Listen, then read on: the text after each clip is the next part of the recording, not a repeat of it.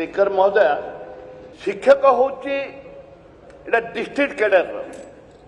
माने मोर उत्तर रखिए शिक्षकटा हूँ डिस्ट्रिक्ट कैडर कि ना जदि डिस्ट्रिक्ट कैडर ताहले से जिलार पिला स्थानीय पिला कहीं नियुक्ति मिलूनी। मान्यवर बाचस्पति महोदया, मान्यवर विधायक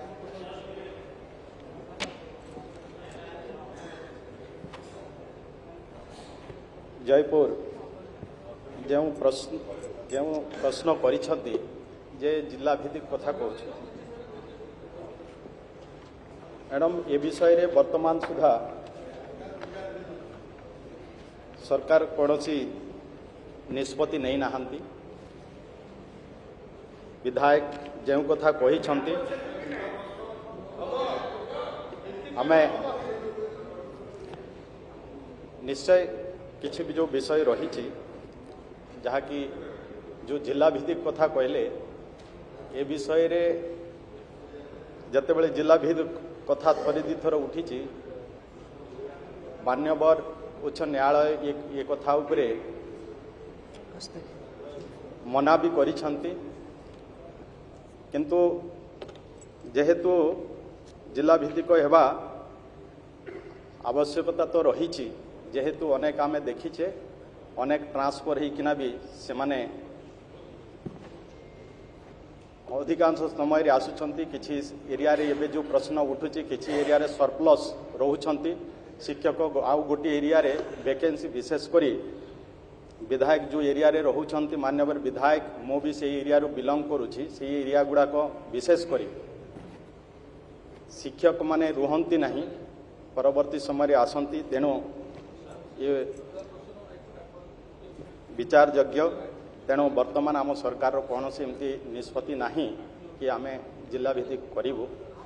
परवर्ती समय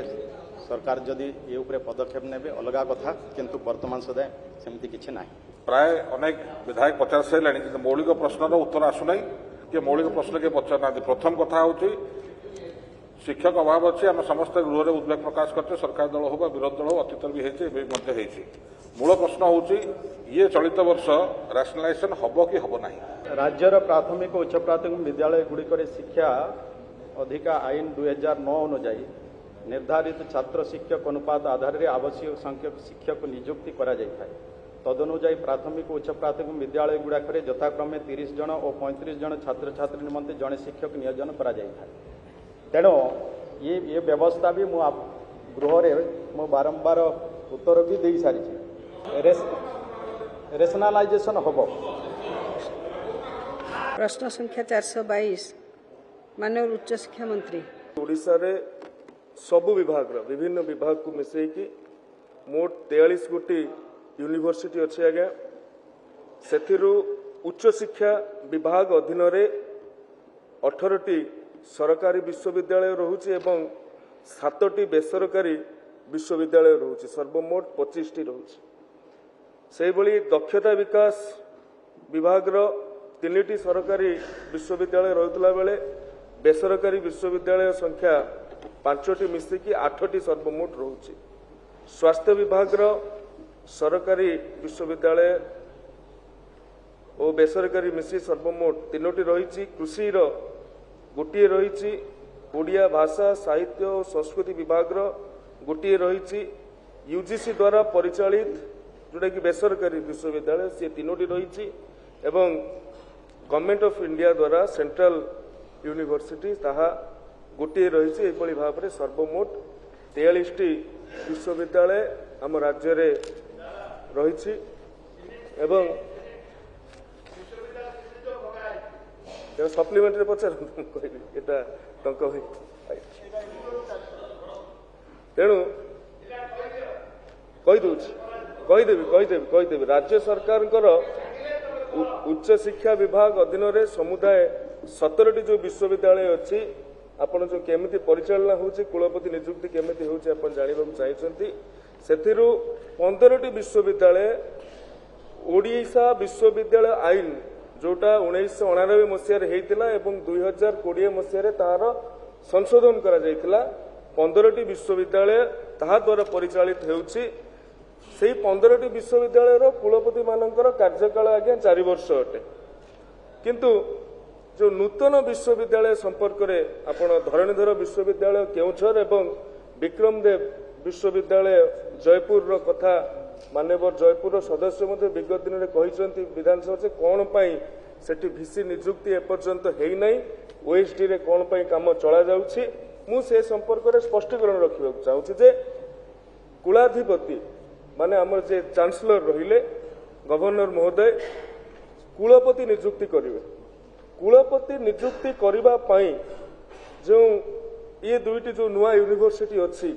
से कुलपति नियुक्ति न होला पर्यंत यूनिवर्सिटी फंक्शनल हो पारिबो नाही सेथिपई गवर्नर महोदय निर्देश रे कुलाधिपति निर्देश रे कुलपति नियुक्ति पर्यंत स्वतंत्र कर्तव्यरत अधिकारी जहाँ ओएसटी कहते सी नियुक्ति हो पारे किंतु सी आज्ञा परमानेंट नुहंती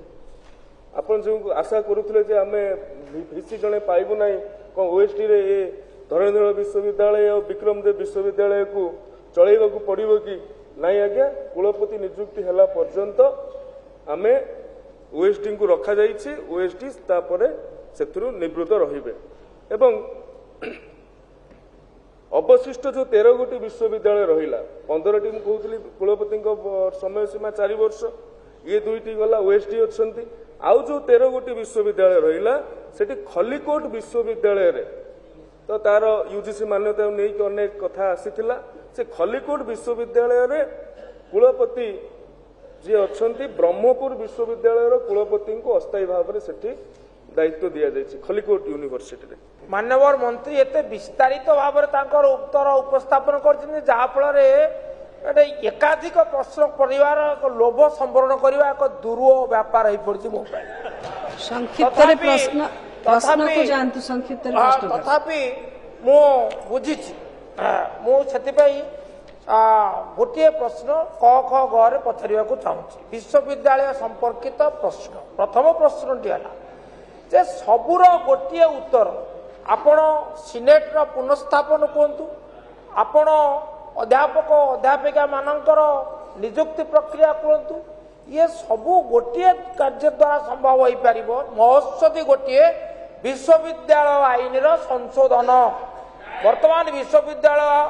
आमर जोड़े आईन मूल आईन 1989 तापर 20 मसीह संशोधित आईन ताकू नहीं सारा राज्य रे अनेक प्रश्न सृष्टि होता सुतरां मोर क प्रश्न है विश्वविद्यालय आईन संशोधन करने सरकार विचार करुचंती कि एवं ए संक्रांत माननीय केंद्र जो मानव संबल विकास मंत्री राज्य सरकार को चिट्ठी लिखी कि माननीय सदस्य जो कथा कहते ये बहु प्रश्न आधारित सप्लीमेंटरी प्रश्न अटे मु कहिबी संक्षेप कहूँ जे सरकार जो आपण कहते संशोधन करेंगे बोली विश्वविद्यालय आईन ये आज्ञा आपणकर सरकार थिबा समय आसीथिला तेणु आपण जेतेबेले आपणक सरकार करिथिबा कार्यटी को संशोधन करने को चाहूँगी आम निश्चय करूँ।